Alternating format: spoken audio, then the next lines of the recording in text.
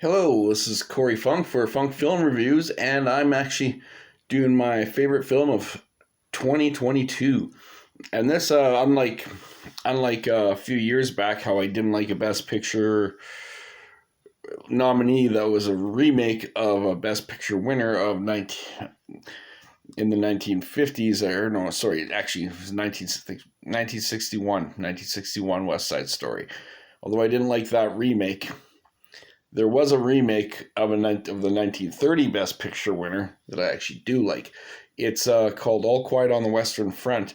Now the original is good also, but because this one's made in the 1930s and all that, and they really updated the special effects, the storyline, and the actor that played the general there, David Striso. I'll go as far as say that I don't know how he got skipped over with a best supporting actor nomination. He did awesome.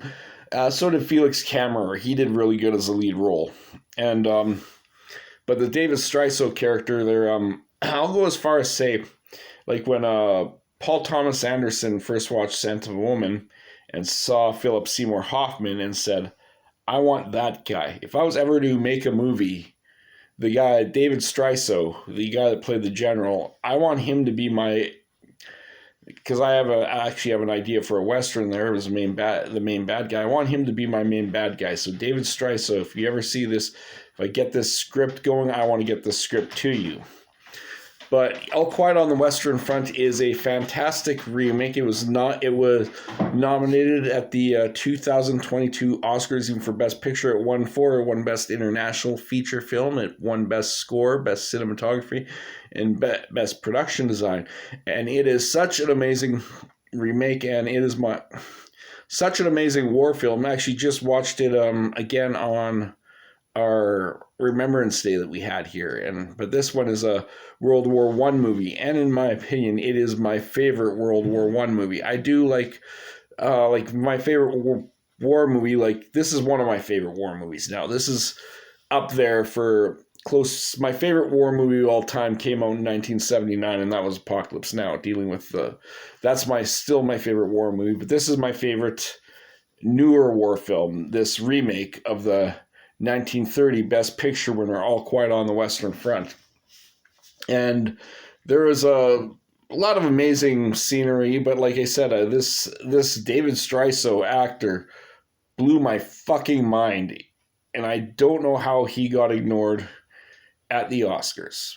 It got nominated, like the movie got nominated, but I don't know how this specific actor did not get a nomination for anything. David Striso, you did fucking amazing, and I hope you get an Oscar. I really hope someday they see your talent and you're like, holy shit, this guy's a good actor.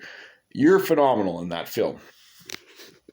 But yeah, like, there's it's very sad movie at the end and all that. But yeah, dealing with the very first World War, it deals with a bunch of German kids and all that, and they're off doing, like it says, off during the war and all that, the very first World War.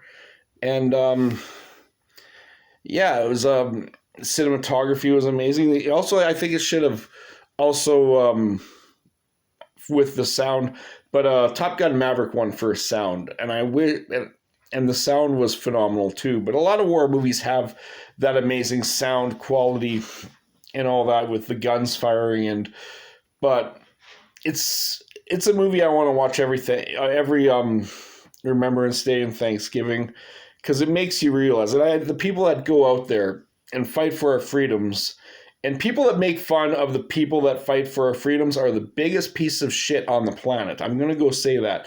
These people, I've not gone to fight for war, but I admire the people that have gone out to fight for our freedoms, fight for, like, whether it's the freedom of speech, whether it's to help,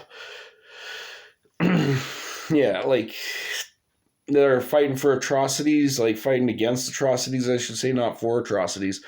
But yeah, I admire the people that go out there and fight for us. Like this is another this is up there for greatest war films, with also another one is Saving Private Ryan, which was my second favorite film of 1998, but this was my favorite war movie in the past little while. And I highly recommend, if you've not seen All Quiet on the Western Front, that you watch it.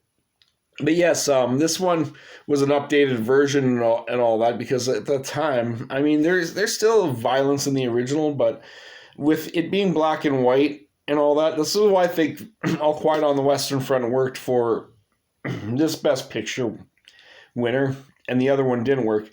Where I think the original West Side Story was an already perfect musical, and the remake just, sorry Spielberg, that was a miss for me, and I don't. But I think with the updated special effects and updating the new All Quiet on the Western Front and all that, I can see why it worked. I don't know. It's just my opinion. There's not many movies that are that I do think remakes can be done. There's a couple like black and white films that I don't think should be touched. Two of them are Casablanca and Harvey. Like James Stewart's Harvey is probably my favorite old school like black and white movie about him talking to the giant rabbit and things like. I love James Stewart. I love that movie Harvey. I think that's an amazing movie. But yes, All Quiet on the Western Front, amazing acting.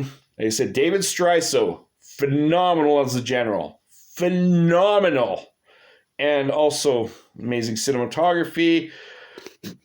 Great score, great everything, great sound, amazing war film. It's a double gold movie, and it is my favorite film of the year 2022. And coming soon, the very last one, because like I said, 2024 is not over. You'll know what it is if you've. So yes, Edward Berger directed this movie. All Quiet on the Western Front, double gold, World War I masterpiece. Thank you. My name is Corey Funk, and this has been Funk Film Reviews.